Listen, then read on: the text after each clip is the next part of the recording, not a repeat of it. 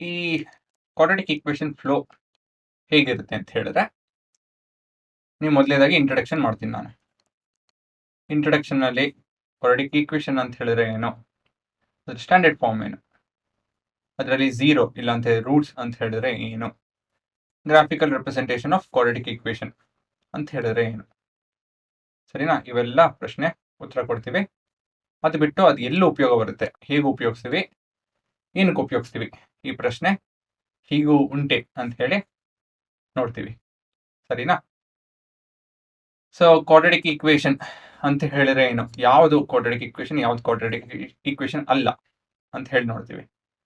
Solution of a quadratic equation, ಹೇಗೆ ಈ roots zeros ಹೇಗೆ ಕಂಡುಹಿಡಿತೀವಿ ಅಂತ ಹೇಳಿ ನೋಡ್ತೀವಿ.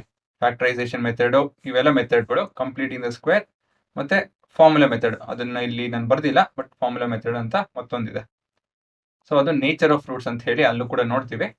ಸೊ ಇದೆಲ್ಲ ಒಂದೇನೆ, ಬಟ್ ಈ ತರ ಅವರು ಟೆಕ್ಸ್ಟ್ ಬುಕ್ ಅಲ್ಲಿ ಈ ತರ ಇತ್ತು, ಸೊ ಹಾಗಾಗಿ ಈ ತರ ನಾನು ನೋಡ್ತಾ ಇದ್ದೀನಿ. ಕೊನೆಯದಾಗಿ Python code when required. Python code ಅಲ್ಲಲ್ಲಿದೆ, ಆಯ್ತಾ, ಅಲ್ಲಿ ಇದೆ, ಸರಿನಾ? ಸೊ ಅದೊಂದು ನಿಮ್ಗೆ ಗೊತ್ತಿದೆ, ನೋಡಿದ್ದೀರಾ ಇದುವರೆಗೂ. ಕೊನೆಯದಾಗಿ ಸಮ್ಮರಿ. ಸೊ ಇದರಲ್ಲಿ ಏನೇನು ಓದ್ತೀವೋ, ಏನೇನು ಓದಿದೀವೋ, ಏನೇನು ಓದಬಹುದು ಅದನ್ನ ಸಮ್ಮರಿ ಮಾಡಿ ನಿಮಗೆ ಕೊನೆಯದಾಗಿ ನೋಡ್ತೀನಿ.